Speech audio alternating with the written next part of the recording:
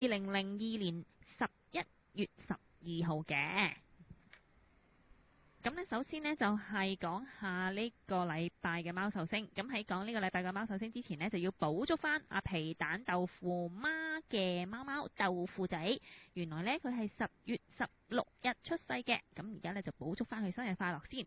咁今個禮拜嘅貓壽星呢，其實都係今個月嘅貓壽星啦。因為我嘅記錄裏邊呢，只係得一隻貓貓呢係今個月出世嘅啫，就係阿白貓同埋阿 KC 亮哥哥嘅包包3歲生日。包包係喺1999年11月12日出世嘅。咁呢，就今日剛剛好呢3歲啦。咁頭先我見到阿白貓呢 post 咗小顧一張相，我就覺得好奇怪，點解零零丁丁 post 小顧啲相嘅呢？點解冇今日嗰個貓壽星包包啲相嘅呢？真係奇怪啦！唔知阿白貓同阿 KC 而家喺唔喺度聽緊我嘅節目呢？如果喺度嘅話呢，麻煩呢應下我啦。咁呢，就首先呢，就祝以上嘅貓壽星呢生日快樂。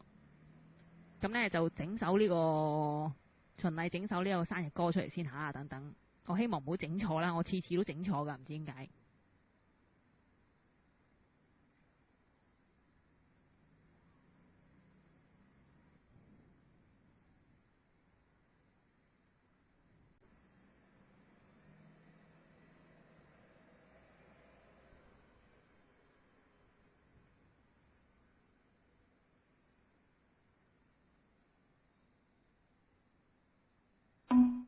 Hello。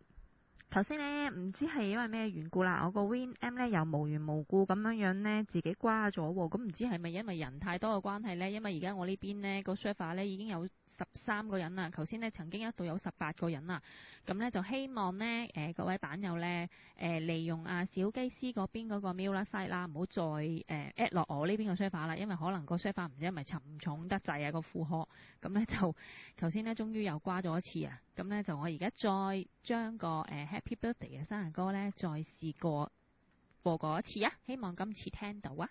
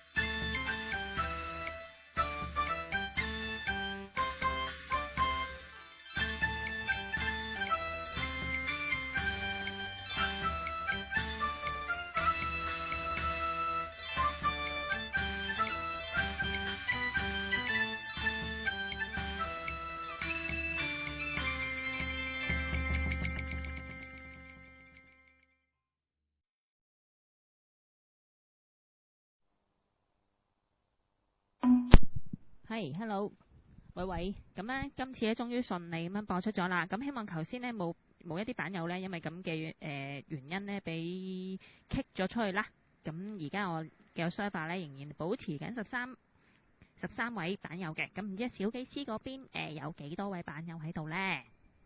咁頭先呢都講過啦，今個禮拜同埋今個月嘅貓壽星呢，只係得阿白貓同埋 KC 嘅包包。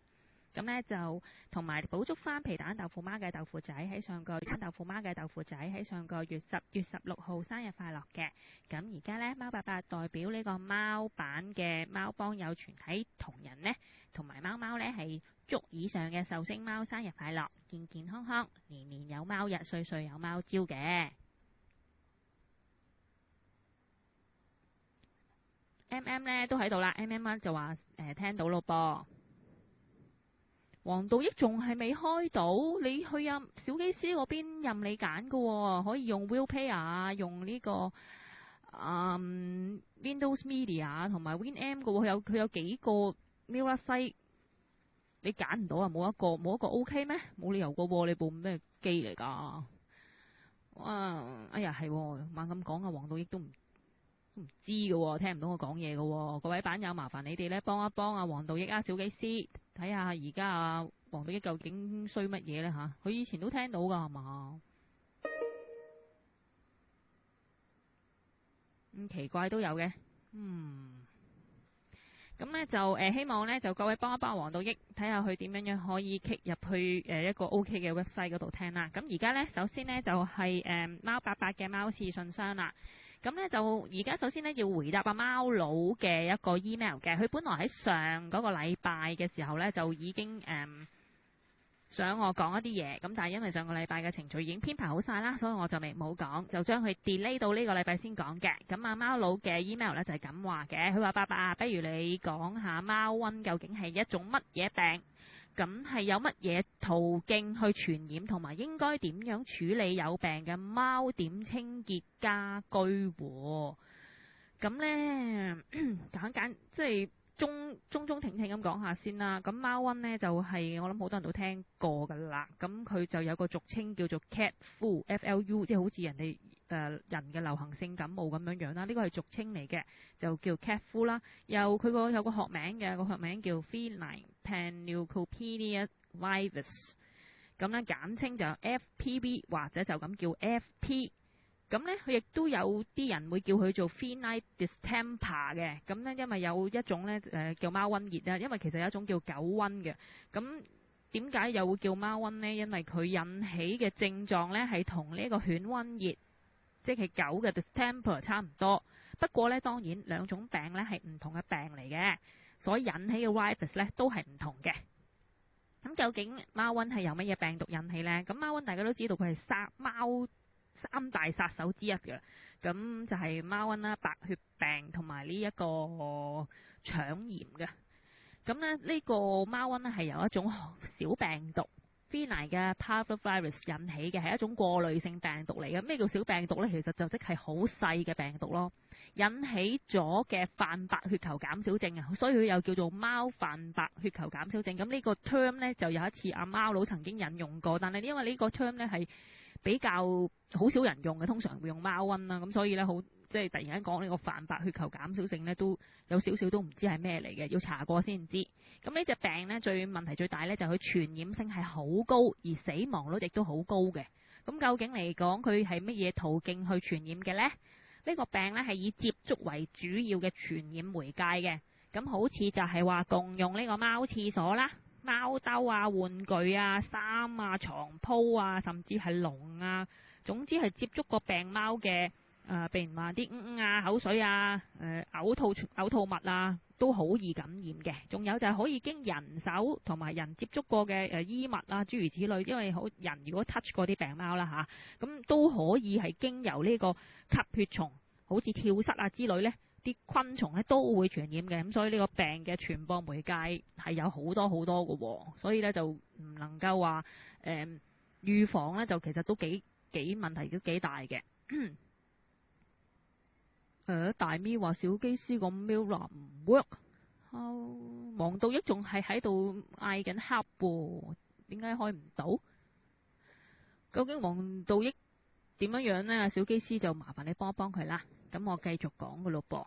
咁頭先講呢，就貓瘟嘅 virus 嘅傳染途徑啦。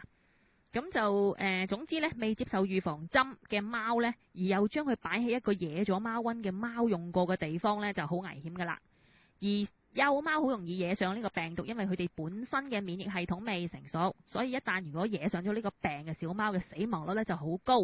而且如果貓媽媽惹上咗呢個病呢，就可以感染埋未出世嘅貓 B。咁啲貓 B 一係呢一出世就感染咗，咁好多都會死噶啦。咁就算有部分生還嘅呢，亦都好多時會有呢個小腦缺損、發育不全嘅情況嘅。而且呢，一旦被發現即係感染咗呢啲咁樣嘅病毒嘅貓 B 已經有小腦缺損啊、發育不全呢，係冇得醫個噃。呢隻病毒好頑強嘅，問題最大就係佢可以留喺室內嘅環境或者地氈啊，咁成幾年都有嘅。而一般嘅消毒藥水同埋酒精啊，甚至酸性嘅嘢啊，就算係高達56度嘅攝氏呢嘅高溫呢，都殺唔死呢隻病毒嘅。而惹咗呢個病毒嘅貓呢，就算好返呢，有好多都會仍然攜帶住呢個病毒喺身體裏邊，經由呢個排出嚟，咁可以喺大概1個月至到1年不等咧，都仲可能會有嘅喎。咁所以如果就算係好返嘅病貓咧，都要好小心處理，最好唔好再俾佢接觸其他貓噃。咁究竟惹咗呢個貓瘟嘅病徵會係點呢？咁通常惹咗呢隻病毒之後嘅1個星期呢，就會發病㗎啦。咁就感染呢，最先係會出現喺喉嚨裏邊嘅淋巴組織嘅，跟住呢就會到落啲內臟嘅腸啦。而24小時之後呢，啲血裏邊已經有咗呢隻病毒，跟住仲走勻晒全身。咁貓呢，跟住就會發高燒啦，唔食嘢啦。嘔啦，屙啲有血嘅啦，肚瀉啦，腹痛啦，總之隻貓就嘔晒，冇晒活力啦，冇晒精神啦，同埋咧最主要就係佢個白血球咧會迅速咁樣減少嘅。而因為最後嗰白血球嗰個數量急劇咁樣減少咧，同埋有呢一個出血性嘅腸炎咧，就造成脫水同埋失血而死亡，而死亡率咧係約有25%至75%。咁呢一個點解個死亡率會個 range 會咁大咧？最問題最大咧就係話在乎啲貓本身咯。咁因為如果係小貓感染咗咧，佢嗰個死亡率的確係可以好高啊。咁而如果係一啲已經係成貓咧，佢感染咗之後咧，就仲可能會因為經由身體嘅抵抗免疫系統咧，就可能仲會有得打下嘅。咁當然啦，病徵咧係隻貓都有啲唔同嘅，唔係隻貓都一定會有我頭先所講嘅每一樣嘅病徵嘅。咁有啲可能係其中幾樣，咁有啲可能係出現嗰個病徵咧，就可能話我頭先講嘅發高燒，但係佢可能唔係發好高嘅燒，只係輕微都唔定嘅。咁隻貓都唔同㗎。咁有啲會嚴重啲，有啲咧就冇咁嚴重嘅。而貓瘟嘅病毒咧影響貓體咧係有3大個部分嘅。第一個部分咧就係淋巴組織同埋啲血啦。第二個部分呢，就係腸胃嘅系統，而第3個部分呢，就係神經嘅系統啦。咁以係淋巴組織同埋呢個血嚟講呢，就話個病毒會攻擊貓體嘅白血球，感染咗之後3日呢個白血球嘅數目呢，但係又反為會明顯咁樣減少啦。但係第4至6日呢，就獸醫都好難喺個 blood sample 嗰度會揾到白血球，因為實在呢會俾佢打到冇咁滯嘅。咁第二就係個腸胃嘅系統啦，感染咗24小時之後呢，隻貓就會發燒啦，唔食嘢，跟住啲燒又會退翻之後又跟住又燒翻，就係話不斷咁樣去循環嘅。再跟住呢，就係話隻貓會冇晒活力啦、嘔啦、脫水。咁如果係啲貓 B 惹到呢，就可能喺呢個時候會突然死亡呢，連啲人都未知發生咩時候就瓜咗嘅。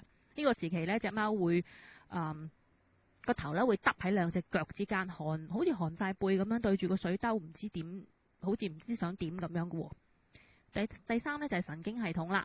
咁如果貓媽媽喺有咗貓 B 期間惹咗貓瘟會點呢？嗱，如果懷孕嘅初期感染咗呢，就會可能會引起呢個小產啦，或者係死嬰嘅。咁如果係差唔多到出生嘅時候，或者係出生嘅時候先至感染呢，咁啲貓 B 就好有可能係小腦有問題，影響發育不全。咁最弊就係話呢，你未必知道嘅喎，可能係由佢哋差唔多係開始學行嘅時候呢，你見到啲貓 B 成日都好似balance 唔到，平衡唔到，成日跌咁樣樣，連企喺度都腳震震企唔到嘅咧，咁呢啲貓 B 就好有可能係感染咗噶啦。咁可能咧就要帶去獸醫嗰度睇先得啦。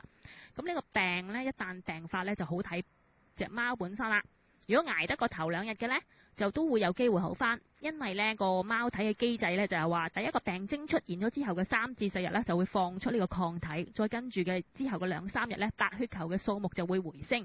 咁所以如果得咗呢個病又捱過5至7日咧，咁隻貓嘅康復機會咧就會大好多嘅。而病貓即使有幸捱得過而好翻嘅咧，仍然佢哋嘅排出嚟嘅或者尿液裏邊咧，仍然咧都會排出呢個帶有呢個病毒嘅同埋尿咧，就會好耐嘅，咁就好容易造成其他貓隻嘅感染。所以咧呢個就好大問題，咁就係咁解啦。而嗰個治療咧就係話越早醫就越好啦，否則咧個死亡率就好高喎。獸醫就會先做個 blood test 啦，以確定隻貓係咪真係患咗貓瘟先。咁如果真係如果個獸醫認為隻貓有得醫呢，就會俾啲抗生素啊、止屙藥啊、靜脈注射啊，咁樣就保持隻貓唔好脫水啦。因為貓發燒屙嘔呢，就會消耗咗身體裏邊好大量嘅水分。咁有必要嘅時候呢，仲可能要做埋輸血添。不過香港就難講啲啊。治療以呢個支持療法為主嘅啫，其實即係話呢，用以上所講嘅打點滴啊，去支持隻貓本身嘅原動力，令翻貓貓保持翻個繼續生存啊，係個心態先，用本身嘅免疫系統咧去打仗，再加一啲好似維他命 A、B、C 之類嘅營養同埋抗生素，就防止隻貓再受感染嘅。而病貓咧係一定要隔離，即係話咧隔離其他貓，咁得佢一隻就冇得好隔離啦嚇。保持溫暖啦，貓會唔想食嘢㗎，冇心機，所以一定咧你要不斷咁樣陪住隻貓，一路摸住佢，用手嚟到餵食嘅。咁要小心嘅咧就係如果惹咗呢個病毒咧，個身體機能差咧就好易惹埋其他好似啲細菌感染，甚至係另外嗰兩種病毒，就係話上呼吸管道病毒同埋卡里西病毒嘅。咁所以咧呢個病本身已經有啲麻煩㗎，即係已經唔係咁好醫啦。如果因為呢個病本身打到隻貓本身個身體差晒咧，咁好可能咧就會感染埋其他嗰兩種病毒。咁其實咧就唔係話喺呢個時候感染嘅，好多時咧我哋都講過啦，一隻貓嘅本身個免疫系統運作得好咧，就算有啲病毒入咗身體咧，佢都能夠打敗佢噶嘛。咁但係嗰啲病毒一旦入咗身體，仍然喺個身體裏邊嘅，咁佢喺咩事咧？就話趁隻貓有病嘅時候咧，佢就乘機即係話出翻嚟啦。咁所以咧就因為呢一個貓瘟嘅病毒咧，引起埋喺身體裏邊潛伏嘅其他嘅病毒咧，係真係會好容易㗎。呢樣嘢係要小心。咁至於預防咧係點預防咧？咁啊，梗係最緊要就係打預防針啦。因為預防針咧已經係能夠保障到隻貓噶啦。每年一次嘅3合1嘅疫苗咧就有貓瘟嘅預防噶咯噃。咁仲有就係唔好立亂咁樣去一啲你哋唔知有冇呢個病毒潛伏嘅地方，亦都唔好隨便俾貓接觸你唔肯定有冇打咗預防針嘅貓啦。咁呢樣嘢除咗就話你唔好帶貓去啲有潛伏危機嘅地方之外呢，就係話如果你自己去咗呢個地方嘅話呢，唔該呢，你亦都唔好翻嚟屋企之後即刻就接觸你哋啲貓。我頭先都所講啦，個傳播嘅途徑呢，有一樣呢，亦都係話人嘅手啦，同埋接觸人嘅衣服呢，都有機會帶翻嚟嘅。因為呢隻病毒實在係非常之頑強嘅，你諗下佢好似一個蒲公英嗰啲種子咁就差唔多噶啦。咁所以呢，就要好小心嘅。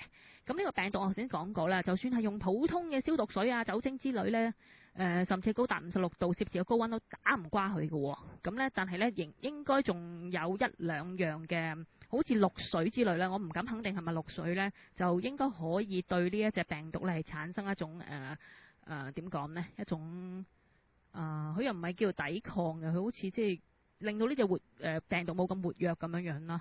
咁但係無論如何都好啦，咁如果真係大吉利是講句有貓染咗呢個病嘅，咁屋企嗰個清潔消毒咧就要做得好緊要啦。咁最好貓用過嘅嘢全部都要消毒啦，或者甚至掉咗佢啦，再買嗰啲新嘅。咁同埋咧就要同其他貓隔離咁樣樣咯。咁呢個病咧就唔係一定冇得醫，不過小貓嘅治愈率咧就好低，咁而成貓咧應該都仲可以有一半嘅機會嘅。咁所以如果大家嘅貓不幸染上咗呢個病咧，就要小心啲，咁啊可以用呢個支持療法去做呢個抵抗嘅。咁應該咧嗰個治愈率咧都幾高嘅。咁貓瘟咧就講到呢度啦。咁啊，貓佬個問題咧，我都解答咗啦。而家睇翻啲版友有冇啲新嘅進展先。我唔知啊，黃道益咧而家已經聽得到未噃？黃道益，嘿，黃道益仲係未掂㗎？咁究竟係小機師個 mail 啦西定係咩事咧？但係其他版友有聽到㗎噃。小機師你嗰邊有幾多位版友咧？我呢邊有14個。哎呀，小米做咩唔開心啊？聽唔到貓爸嘅節目啊？咦，米良你部機唔可以 online 咩？點解聽唔到呢？點解呢？有冇人答我呢？Super King 喺唔喺度呢？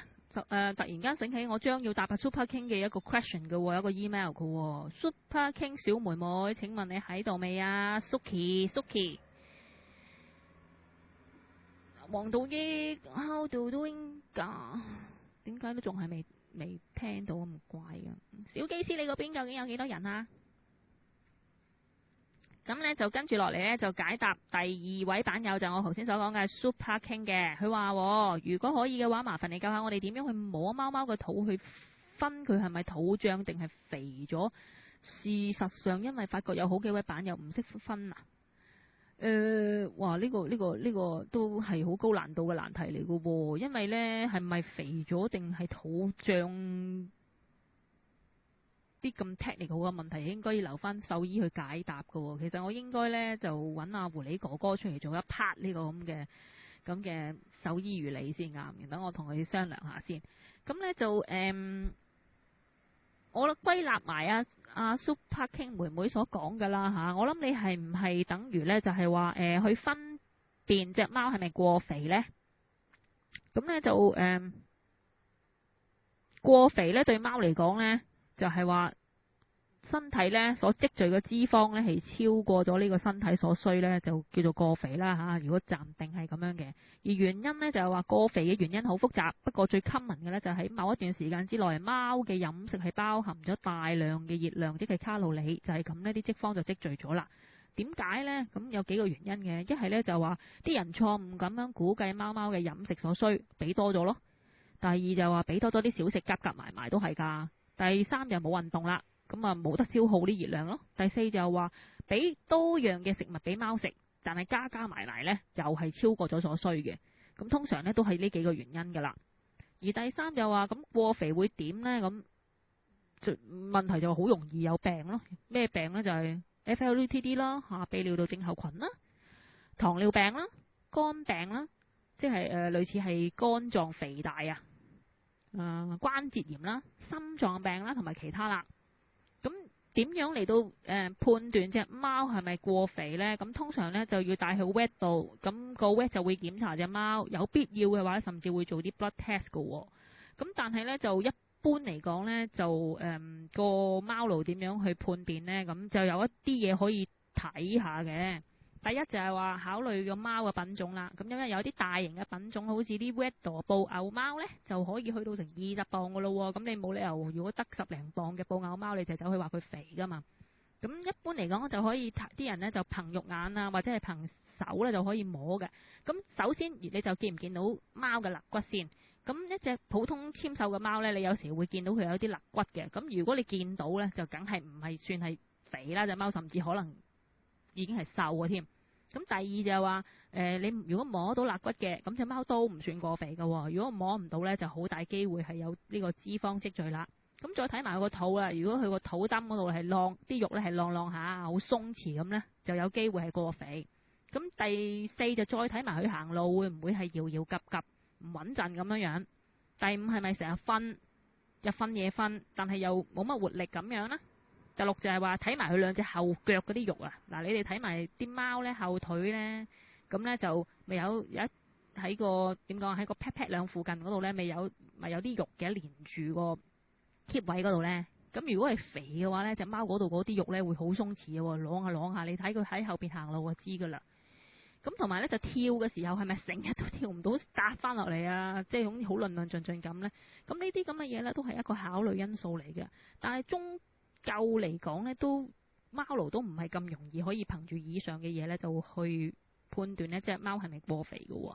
咁最好呢就係話都係要請教呢個獸醫，因為呢嗰啲獸醫呢一般嘅標準呢就話呢個體重係8至10磅喎。咁但係其實我覺得8至10磅都唔係話咁即係咁肥啫。咁可能我諗呢個標準呢就係指一啲可能係一啲普通即係屬於係細種型嘅家貓啦。因為呢貓嚟講呢要睇埋佢啲骨架噶嘛。咁呢就好似頭先我所講嘅 Labrador 布偶貓啦，又或者係英國短毛貓之類呢。咁呢啲貓嘅骨架會比較大啲，咁應該呢相對應嚟講呢，佢個標準嘅體重呢都可以係重啲噶嘛。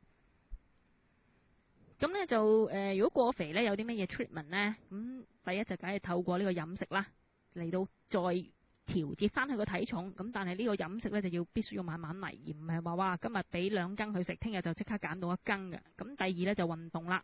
咁呢就必須要成日呢就 keep 住隻貓嘅體重嘅 ，keep 住 check 啊，應該話係。咁最好1個禮拜呢就 check 1-2次呢，就同隻貓磅1磅重嘅。咁呢以下呢有一部分資料呢就係由狐狸獸醫以前 post 過關於肥胖嘅斷症嘅，咁呢就俾大家做參考嘅。佢話大部分嘅動物營養醫師呢都會採用一種叫做 BCS 作為診斷嘅依據。咁呢就叫做咩叫 BCS 呢？就係 Body Condition Scoring Chart 喎。佢話第一級呢就係話肋骨、腰椎、盤骨呢都明顯咁樣突出，身體係冇觸診嘅脂肪。第二級就係盤骨唔及第一級嘅明顯，而腹腰部呢係有明顯嘅折痕。通常呢第一級就好大鑊，即係話好瘦咁解嘅。咁而第三級呢就係正常嘅貓貓啦，係可以輕鬆咁樣觸診到肋骨而冇過量嘅脂肪囤積。第二級呢則係肋骨、腰椎呢都可以觸診得到，可以見到腹部嘅折痕。而第四級呢，即係肥胖啦，即係話肋骨係難以觸摸到嘅，而尾尖啦、腰椎都摸得到有團積嘅脂肪喺度。咁佢話咧，第一級同第五級咧已經好危險，因為第一級咧就過瘦，第五級就過肥喎。咁應該咧就一定要去獸醫嗰度檢查同埋控制啦。所以自己嘅診斷咧就冇乜價值嘅。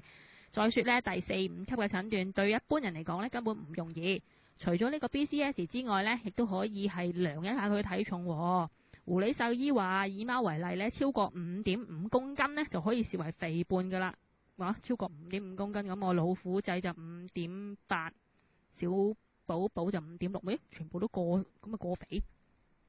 對於你貓咪貪吃嘅 case，一定要狠下心嚟睇一睇美國某獸醫學院動物營養講師嘅對策。咁呢都係話去買一啲處方嘅貓糧去食啦，就唔好俾少食，諸如此類嘅嘢啦。咁都係同埋呢就要增加佢啲活力，即係話運動咯。咁都係我頭先所講噶啦。咁咧就我講嘅呢一部分呢，都係關於貓過肥嘅判斷嘅。咁就唔知道啊 Super King 呢，你有冇聽到啦？咁希望可以對你個 case 有幫助啦。因為咧呢啲咁樣嘅關於摸隻貓個肚去判斷佢係肥咗定係其他嘢呢，其實就未必係一個正常嘅貓奴啦，或者可以一個 standard 嘅貓奴做得到嘅。咁最好呢，都係趁有時可能帶貓貓去打針啊，或者乜嘢嘢呢，再請教呢個獸醫專業啲好嘅。咁以上呢，就係貓800貓事信箱今晚嘅解答咯。咁呢，就解答咗呢個版友嘅問題啦。咁睇翻啲 case 先，小機師4個，點解你嗰邊得4個㗎？有冇搞錯啊？我呢邊有13個喎。唔該啲人呢，去下小機師嘅 Mirror Site 嗰度啊。小機師仲好似而家教緊阿黃道益喎。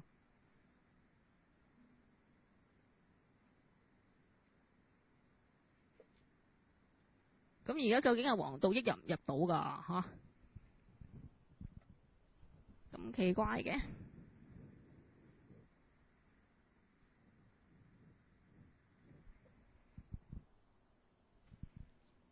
咁啊，講翻我哋今晚先啦。咁咧頭先咧就解答咗2位版友貓佬同埋 Super King 嘅問題啦。咁以下落嚟咧又係貓爸爸同你講貓嘅時間咯。咁呢，就上嗰幾個禮拜呢，我都同大家呢講咗一啲關於教好你嘅貓啊，了解你嘅貓啊，同埋呢諸如此類嘅一啲問題啦。咁呢，今個禮拜呢，又想輕鬆下，不如大家呢講另外一啲 subject 先啦，好唔好？咁呢，今日呢，我又想同大家呢講下呢關於獸醫嘅喎。不過呢，就唔係話講某一個獸醫，又或者係亦都唔係評論邊個獸醫點啊，好唔好之類嘅，只係咧想講一啲關於獸醫嘅嘢，等大家可以多啲了解一下獸醫呢個行業嘅。嗱，身為一個貓奴咧，唔多唔少都會同獸醫扯上關係噶啦。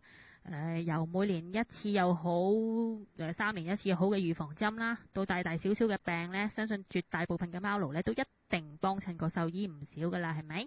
咁首先要講下咧，獸醫係點嚟嘅呢？咁而家啲人一講獸醫呢，你哋就會聯想到一間有冷氣嘅獸醫嘅醫務所啦。一入到去呢，就有好多貓貓狗狗同埋佢哋嘅貓奴狗僕呢，等住睇醫生嘅地方啦。咁的確呢，喺香港呢，獸醫都係咁上下啦。但係其實呢一個行業呢，都好古老嘅喎，唔單止咁簡單嘅喎。以前好多國家呢，主要嚟講都係農業或者係畜牧業為主嘅社會。咁幫助耕種嘅牛啊，同埋用嚟畜牧嘅羊啊、馬同其他嘅家禽呢，對啲農民同埋牧民嚟講呢就好重要嘅。咁獸醫嘅作用呢，亦都好明顯啦。咁如果大家有睇過吉米哈利嘅大地系列呢，應該就會好明白一個鄉村獸醫係乜嘢嘅工作㗎喎。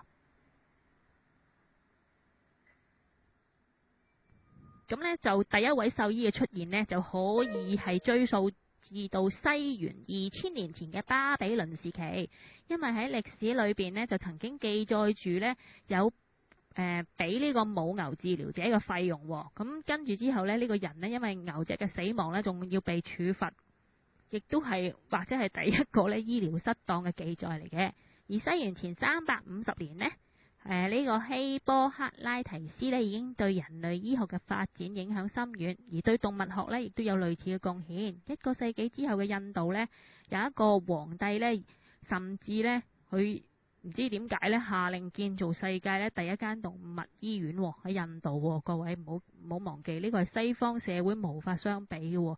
而直至到1762年爆發嘅牛瘟呢，因為呢就殺害咗歐洲好多家畜呢，為咗尋求呢個控制嘅方法呢，先至喺法國嘅里昂設立咗一所獸醫中心。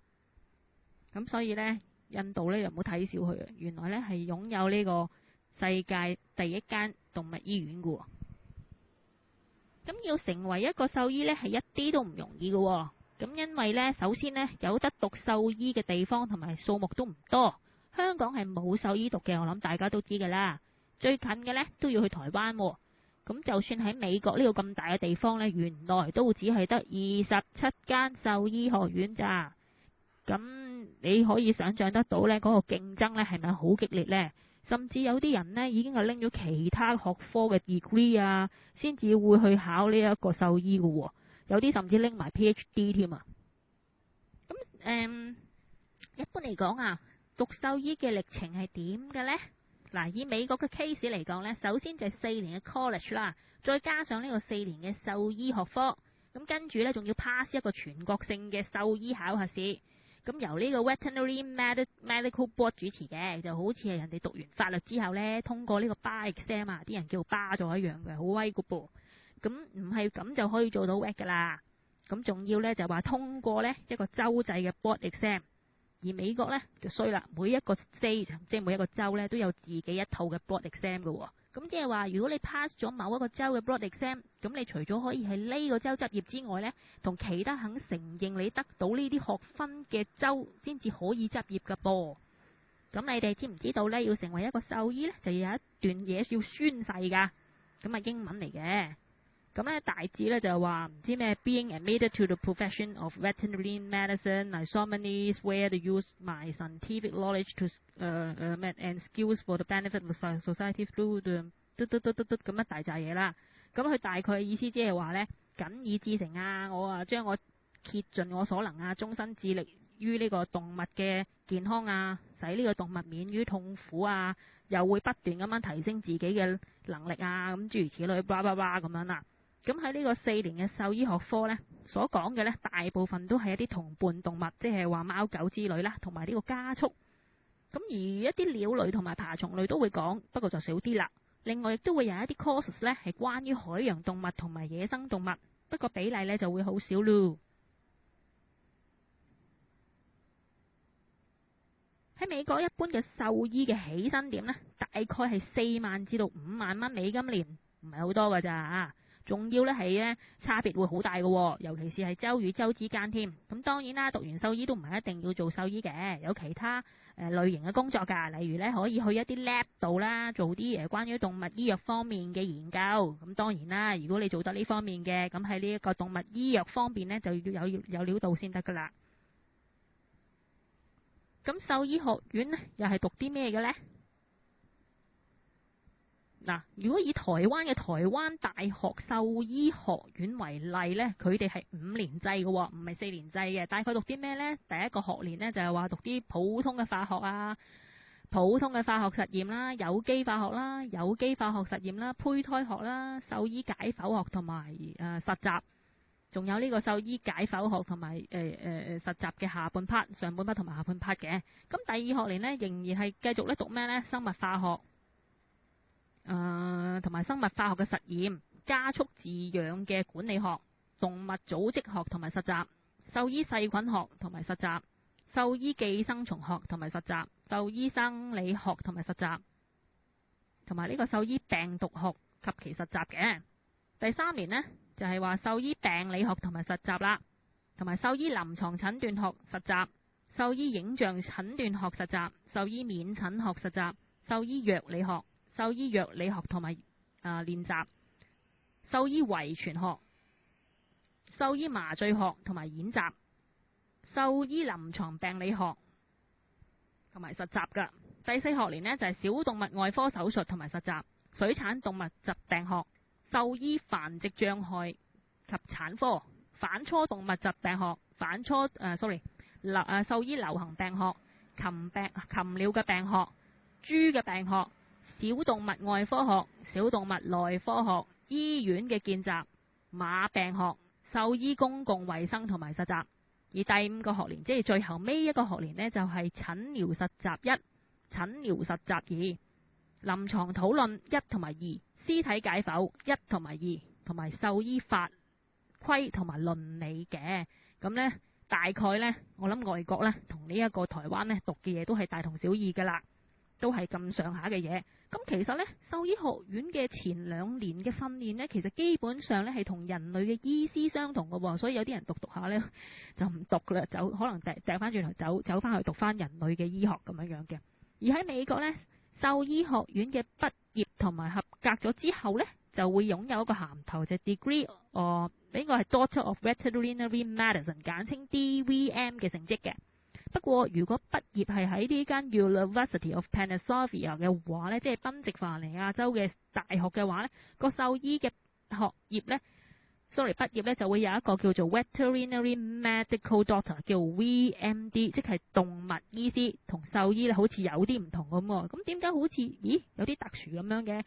其實呢，係因為呢間大學呢呢間大學嘅獸醫學院呢，係美國嘅第一間獸醫學院，係喺1852年成立，所以佢哋係有啲唔同嘅地位嘅喎。係喺呢度畢業嘅獸醫呢，係叫做動物醫師 VMD， 同埋呢你哋普通呢見到嘅 DVM 呢係有啲唔同嘅。所以呢，你哋如果呢睇邊一個獸醫嘅話呢，你睇一睇佢嘅銜頭呢，大部分都係 VMD 嘅。我可以話俾你聽。咁如果假若呢有一個叫做 VMD 呢，呢個人呢來頭呢應該唔細。咁而家睇翻，阿黃道益究竟係聽得到未㗎？真係奇怪。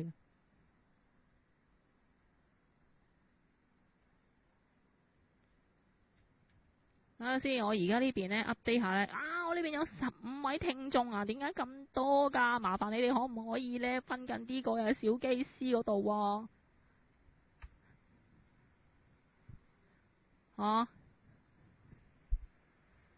小機師出咗個濕值係 warning， 88有啲多人唔好再入去。係啊，唔係 warning啊，好緊要啊！如果唔係一陣間呢，可能聽唔到，甚至又令到我呢度斷㗎啦。麻煩你哋可唔可以過緊啲過去小機師嗰度啊？我呢度已經有15位版友啦，麻煩你哋啊，過緊啲過去小機師嘅 Mirror 西嗰度啦。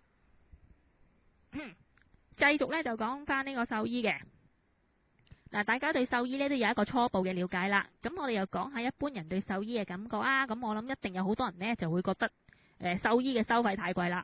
咁有好多獸醫呢都過於馬虎啊，唔負責任啊，咁諸如此類啦。咁的確啦，喺香港嚟講，一般睇一次獸醫呢，哇都要300蚊左右嘅喎。比起呢個睇人嘅醫生呢，都貴好多倍下喎。咁我就唔想評論呢獸醫嘅收費制度啦，因為呢啲暫時係無可奈何嘅嘢。鬼叫呢個動物醫療喺香港嚟講仍然都得個初步咁嘅嘢。咁唔似得人有外國喎，人哋有呢個動物嘅 insurance 喎。咁呢個世界呢，咩都係物以罕為貴㗎啦。不過獸醫呢，就有獸醫嘅操守，貓奴呢都要有貓奴嘅操守嘅。貓奴嘅操守呢，就要配合個獸醫啦。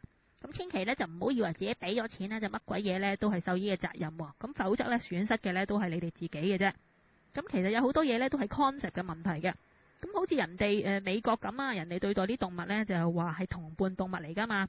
咁所以咧整個社會咧個 concept 咧都係話完整啲嘅。人哋嘅收費都唔平㗎噃，一次嘅收費都幾十蚊美金㗎喎。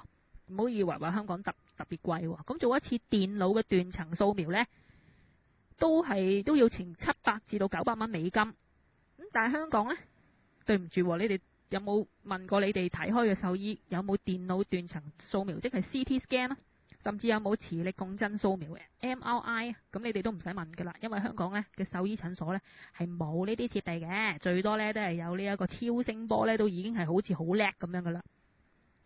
咁就一來呢，因為部機器太貴啦。咁二來呢，就你哋自己諗下啦。平時呢睇獸醫呢，俾200-300蚊都鬼晒咁嘈啦。就算有呢啲設備又點啫？啲人肯俾錢呢，啲人連嗰幾百蚊住肉費都慳翻啦，覺得都貴啦，係咪先？咁呢啲都係 concept 問題嘅。咁我哋帶貓去睇獸醫呢，就梗係希望呢個獸醫盡量醫翻隻貓啦。咁但係呢，獸醫同人嘅醫師一樣都唔係萬能㗎喎。咁就如果我哋呢錫自己隻貓呢，就應該盡量同個獸醫配合，咁呢就提供貓貓嘅資料呢，俾個獸醫，等佢可以盡量咁樣作出呢個正確嘅判斷嘅。咁以下呢就係貓伯伯呢對於貓奴對獸醫睇法嘅一啲忠告嘅。第一呢，最好就唔好抱持呢對呢個獸醫有任何太過浪漫嘅想法啦，唔好睇咗一啲呢好似吉米哈利嘅大地系列之後呢就中咗毒，以為普天下嘅獸醫呢都係嗰啲從小呢就養貓養狗啊，又愛貓愛狗，立志長大之後要做獸醫個聽咁嘅人喎。獸醫都係普通人嚟嘅啫，咁獸醫呢都係一門生意嚟嘅啫。第二啦，獸醫呢最緊要實際，帶隻貓去睇醫生呢為咗咩呢？唔通為咗聽個獸醫同你傾偈咩？咁最緊要呢就係個獸醫有料到有經驗，能夠準確咁樣判斷隻貓究竟係咩事，就對症下藥啦。第三就一定要問啦。咁對獸醫呢作出嘅判斷呢，如果有懷疑呢，就一定要問。對獸醫開出嚟嘅藥，仲要問得好清楚，就係話有咩副作用啊，要點樣服食啊，諸如此類。第四就係個獸醫嘅服務嘅對象呢係動物，但係呢對佢哋嘅僕人，即係我哋呢就負責嘅。咁所以呢，我哋係有權知道呢獸醫對隻動物做咗啲乜嘢嘢，例如係打咗咩針，俾咗啲咩藥嘅動物食。咁佢唔講呢，我哋都要問㗎，呢個係我哋自己嘅 right 嚟嘅。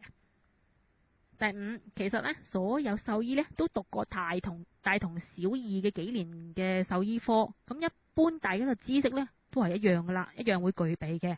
咁但係所差異嘅係乜嘢呢？就係實際嘅臨床經驗咯。因為有好多病徵呢，有好多病徵呢，就好似發燒啊、嘔啊、肚瀉啊，根本就係好多病嘅共同病徵。咁所以貓奴呢就有責任提供所知嘅一切資料俾呢個獸醫，就好等呢個獸醫能夠係判證對呢個判證有幫助嘅。第六就係獸醫雖然呢都係讀大同小異嘅課程，不過畢竟呢都會有自己所擅長醫治嘅動物或者係某一方面嘅病嘅。咁所以如果自己嘅動物有啲乜嘢病係比較複雜嘅，又或者棘手嘅呢，可以嘅話就揾多1至2個獸醫嘅意見呢，就會比較好啲啦。咁同埋大家呢要諗下呢，就話人嘅醫師呢就好多時都有專科嘅，譬如話耳鼻喉啊、神經啊、或者係其他嘅啦。咁但係呢，大家唔好忘記，如果係獸醫嘅話呢，佢哋要醫嘅呢，就話幾乎係貓啊、狗啊、雀啊、龜啊、魚啊、兔啊嗰啲，即係話有多種種類嘅小動物，同埋呢疾病，因為佢哋嘅病呢就可以係任何嘅疾病呢，佢哋都要醫嘅。咁所以呢，其實我哋呢個獸醫呢個職責呢都非常之重嘅。咁我哋其實呢應該呢係對獸醫呢表示適當嘅尊敬嘅。最後呢，就希望香港嘅動物醫療呢係可以盡快咁樣同外國睇齊。咁除咗收費可以平啲之外呢，就希望醫療嘅品質、所用嘅技術同埋器材呢都要好啲。希望監察制度呢又做得好啲，透明度亦都高啲。咁目前呢，全香港九龍新界加埋嚟講呢，都係得50鬆啲個獸醫嘅醫務所嘅啫。咁而且佢哋嘅地點呢，都差唔多係路 K 埋喺屋企嘅幾笪地方。咁希望將來呢，各區都有好嘅獸醫診所，方便啲貓奴狗僕啦，唔使撲來撲去啊嘛。咁當然最主要啦，就係話希望天下嘅貓貓狗狗呢都冇病冇痛，咁唔使睇獸醫啦嚇。咁呢，以上呢，就係我可以俾到大家對於一個獸醫嘅初步了解啦。咁希望呢，大家呢喺下次睇獸醫嘅時候呢，都對佢哋嘅工作呢有少少認識啦。Super King 到咗啦，Super King 你聽唔聽到我頭先想講嘅嘢呢？嘻嘻。咁以下落嚟呢，就同大家講一個好短嘅貓故仔嚟嘅，唔知大家有冇興趣聽呢？關於貓貓故噃。咁呢個古仔呢，出自呢我曾經喺上個禮拜都講過嘅呢，就係話 The Compassion of Animals 無私的忠誠啊。咁其中有一個古仔佢呢就係咁樣講嘅，佢話葛倫夫婦就本來呢就飼養咗一隻貓媽媽，生咗一竇貓仔。咁個夫婦都好高興嘅，咁就為呢竇貓仔呢揾收養佢嘅人家啦。但係點知最後剩翻隻貓仔呢，點都揾唔到人收養喎。咁佢哋又衡量過自己個屋企嘅情況，就不得已諗住呢要放生呢隻貓仔嘅，即係唔要呢隻貓仔啦。咁點知道呢？喺幾個禮拜之後呢，嗰隻貓媽媽同嗰隻小貓 B 都突然間神秘失蹤喎。咁呢兩夫婦梗係到處都揾啦，但又揾唔到喎。咁就喺兩個人都諗住放棄揾嘅時候呢，點知隻貓媽媽自己呢就出現翻，好似冇嘢發生過一樣，照翻以往嘅習慣啦。食完晚餐之後就喺個沙發嗰度瞓覺啦。咁兩夫婦呢，就即係因為隻貓失而復得呢，就好開心，但係仍然對呢隻貓究竟呢一個禮拜嘅行蹤究竟去咗邊度呢，就感到好困惑啦。亦都想知道嗰隻可憐嘅小貓 B 究竟點呢？直至到某一日嘅晏晝，佢哋帶呢隻貓媽媽一齊出去散步嘅時候呢，有答案啦！就喺佢哋走過幾條馬路之後呢，一個女士咧突然間就喺佢嘅屋企嗰度衝咗出嚟，就指住佢哋隻貓媽媽就話啦：咦，呢隻貓係你哋㗎？咁嗰兩夫婦就話啦：係啊，有咩事啊？咁嗰個女士就話：係幾個禮拜前啦，佢帶咗一隻貓仔嚟到我屋企喎。喺個庭院裏邊呢，喵喵喵，哇，吵得好大聲，逼到我呢就冇辦法唔俾佢哋入屋啦。咁個女士呢就咁描述嘅，佢話當時呢個貓媽媽呢個嘴裏邊呢就擔住隻細貓，跟住入咗屋之後呢就 bling bling 咁樣跳上呢個主人嘅床嗰度，即係當正係自己屋企咁啊。然之後將個小貓呢放喺床上面之後呢就走咗。咁嗰位女士就咁樣講啦，佢話我諗佢一定係覺得自己已經為隻貓仔呢揾到個好安樂嘅屋企，所以先至放心離開嘅。跟住嗰位女士呢就耷低個腰，然之後就摸隻貓媽媽就咁講啦。佢話從嗰個時候開始佢每隔一段時間呢就會翻嚟呢探隻貓噶啦。咁呢個呢就係呢個古仔啦。咁呢個古仔呢就好奇特咁樣呢，就話講出呢，原來呢個貓媽媽呢幾鬼聰明啊！佢唔知點樣呢，知道嗰對夫婦呢可能有機會唔要，即係放生佢嗰隻貓 B B。咁於是呢，佢就可以為最後尾個貓 B B 呢揾到一個主人。哇！真係神奇啊！咁跟住落嚟呢，就係話另外一個題目啦，貓的傳說咯。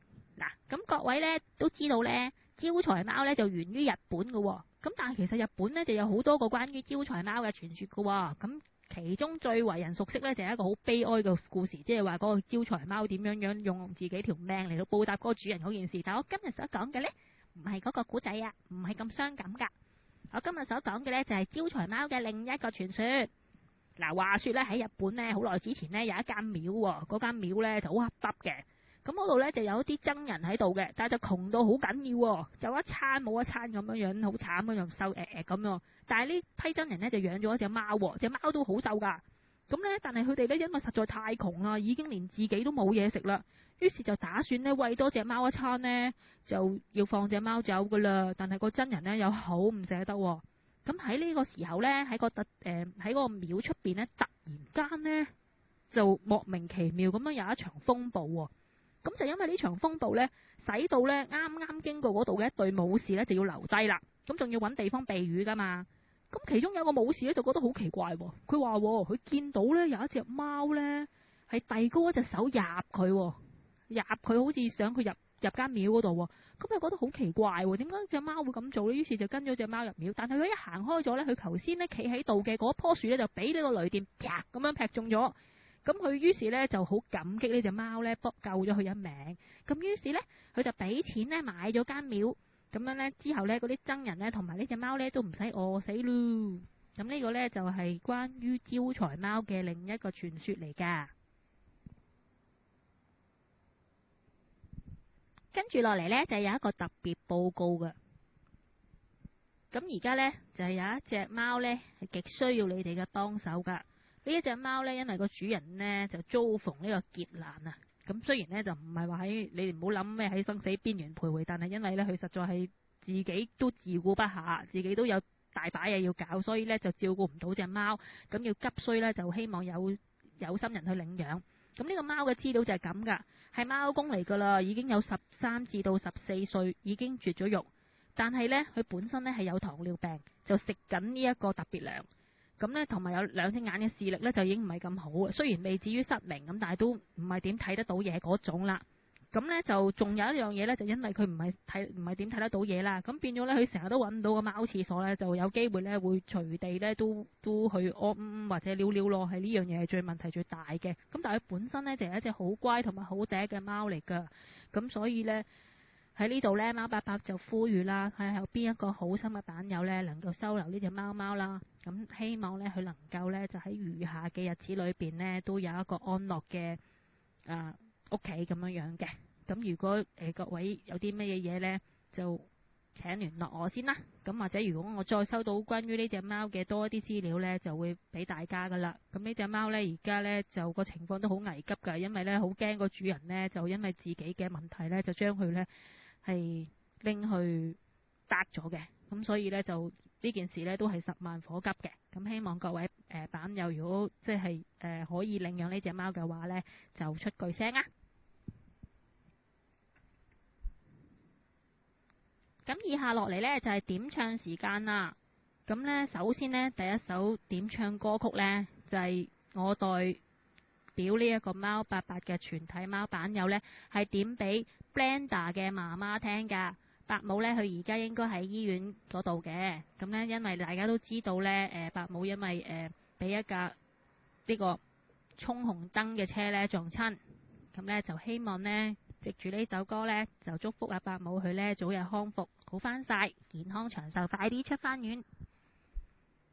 咁我就揀咗呢一首歌嘅。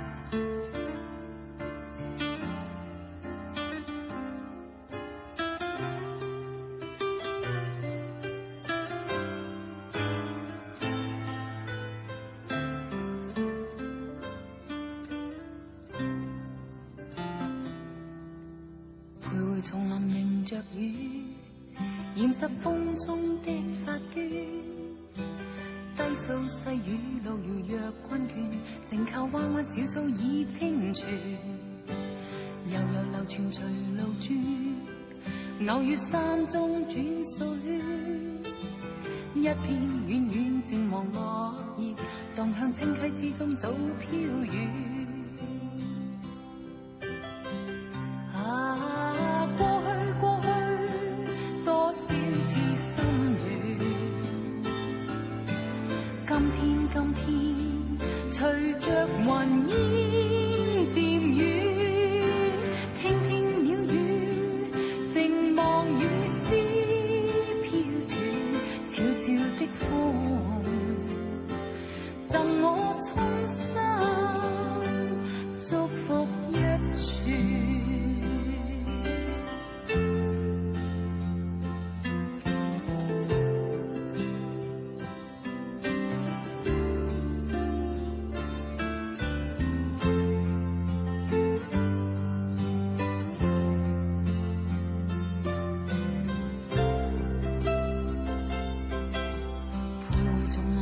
着雨，染濕風中的髮端，低訴細雨路遙若困倦，靜靠彎彎小草已清泉，悠悠流傳隨路轉，偶遇山中轉水，一片遠遠漸黃落葉，蕩向清溪之中早飄遠。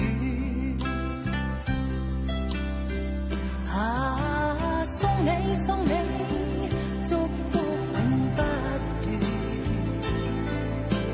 輕輕的飄，尋覓無邊路遠，這那遙遠，路上細天溫暖，拜託清風，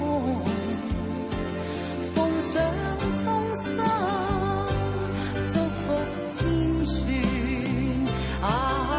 送你送你，祝福永不斷，輕輕的飄，尋覓無邊路遠，這那遙遠，路上細天溫暖，叮囑清風，奉上衷心，祝福千串。拜託清風，奉上衷心。祝福千處。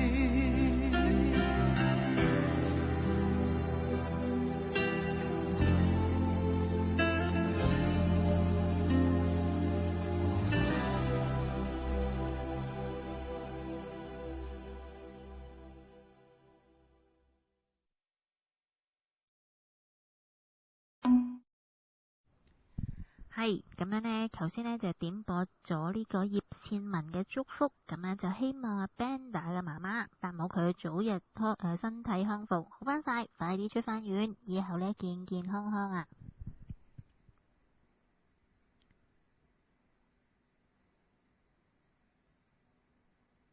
跟住落嚟呢，呢一首點唱呢，就係我希望黃道益收到啦嚇，因為呢其實係佢嘅點唱嚟嘅，咁呢就係阿黃道益呢，就係託我呢，係點俾佢嘅一個過咗世嘅朋友聽㗎。咁佢個點唱信就係咁㗎，佢話佢今日呢就去咗寶福山探一個去世咗嘅朋友，佢嘅名字就係叫阿 Joy 啊。咁佢話希望呢，佢係喺第二個地方呢生活得好開心咁樣嘅。咁呢就我就為阿 Jo 即係黃道益揀咗呢一首歌嘅。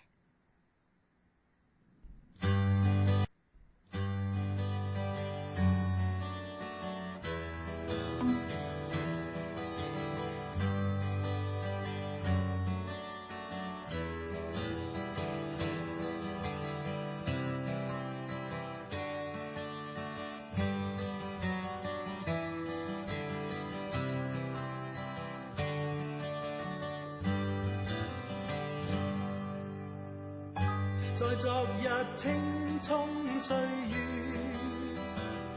分擔實意，分享笑聲。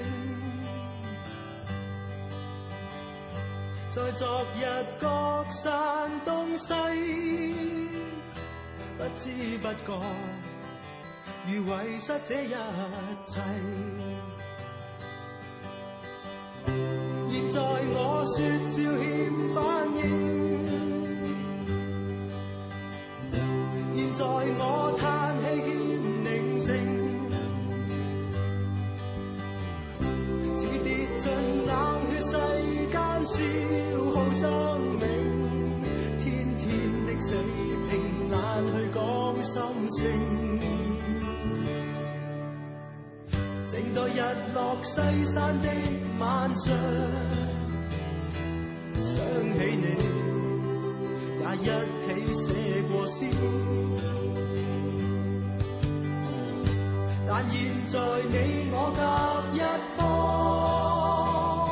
可想起我同回憶這真摯。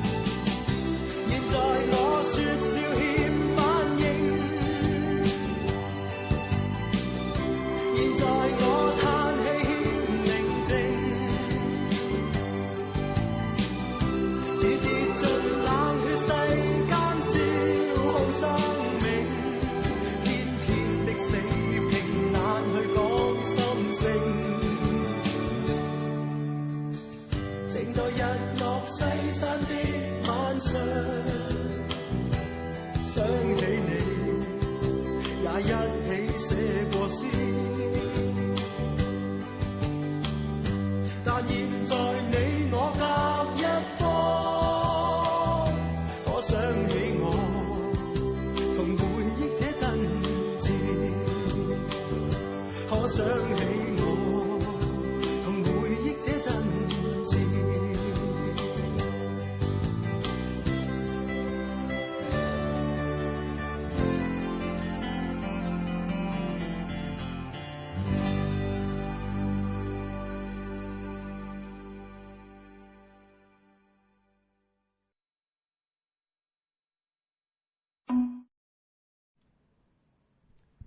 係咁咧，頭先咧就係、一首咧就係黃凱芹唱嘅《青蔥歲月》，咁咧就係我代阿 Jo 黃道益咧係點俾佢過咗世嘅嗰位朋友阿 Joy 聽嘅，咁希望佢喺第二個空間、第二個世界生活得一樣咁開心啊！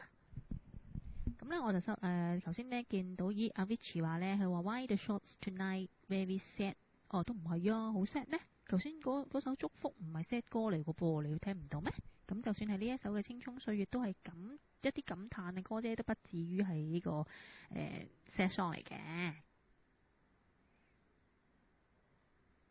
咁跟住落嚟咧，呢一首歌咧，咁咧就各位就快入冬季噶啦，嗬。咁我希望呢就點呢首歌俾大家聽啊！咁特別呢就請阿Simon哥、小吉兄、阿幾香、安娜貓等等嘅貓友呢，你哋留意呢第4同埋第5句嘅歌詞噶喎。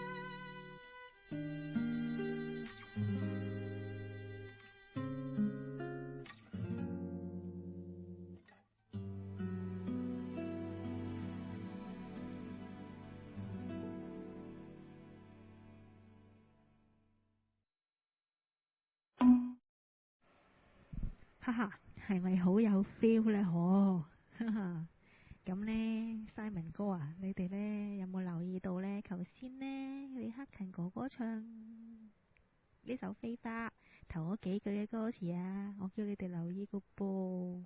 凌晨同漫步純白色的窄房就係呢句啦。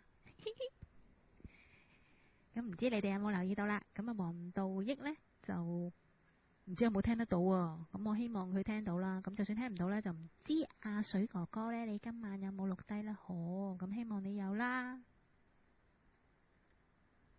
咁呢，就今晚嘅節目呢，都到咗尾聲噶啦。咁我要講嘅 topic 呢，就係話今晚嘅關於貓佬問嘅貓瘟啦 ，Super King 嘅講貓嘅肥胖問題啦，同埋貓伯伯同你講貓嘅關於獸醫嘅二三事，一個貓古仔，一個貓嘅傳說，同埋一個特別嘅報告。唔好忘記就係話有一隻13、14歲大嘅貓公呢，而家係極需要你哋嘅援手嘅。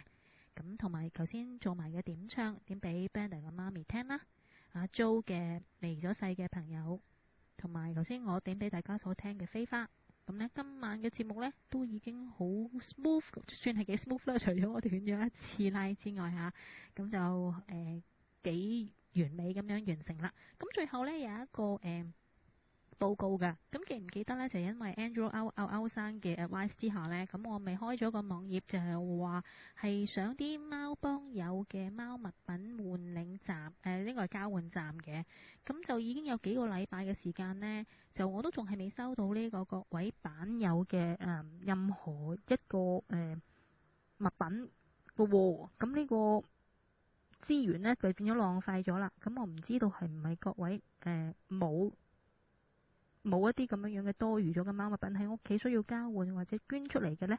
咁因為我本來有一個構思呢，就話呢，希望呢，就有啲實際上邊嘅嘢，例如一啲貓糧啊，或者一啲毛巾啊，或者其他嘅用品呢，係可以捐出去俾一啲有關嘅人士或者機構嘅。咁就本來我都想利用呢個網頁，咁但係暫時呢，我發覺都未有任何嘅版友呢，有啲咁樣嘅物品攞出嚟喎。咁我唔知道究竟呢個網頁係有用啦定係冇用。咁我呢，就喺呢度呢，就要同大家講啦。咁我會係再放多2個禮拜嘅呢個網頁。咁如果呢個2個禮拜之內呢，仍然係冇版友呢，係有一啲咁嘅物品需要交換或者係捐出嚟嘅呢，咁啊2個禮拜之後呢，我就會將呢個網頁呢 cancel 咗，因為呢費事造成呢個網路嘅資源浪費個噃。咁希望各位版友呢，就多多利用啦。咁同埋我頭先所講嘅嗰個特別報告就係話有一隻13、14歲嘅患咗糖尿病嘅貓貓，而家需要你哋援手。如果唔係呢，就可能會俾人哋呢喺呢幾日之內呢就落去bắt咗佢噶啦。咁就我如果有多啲嘅資料嘅話呢，我一收到就會再向呢個各位版友交代嘅。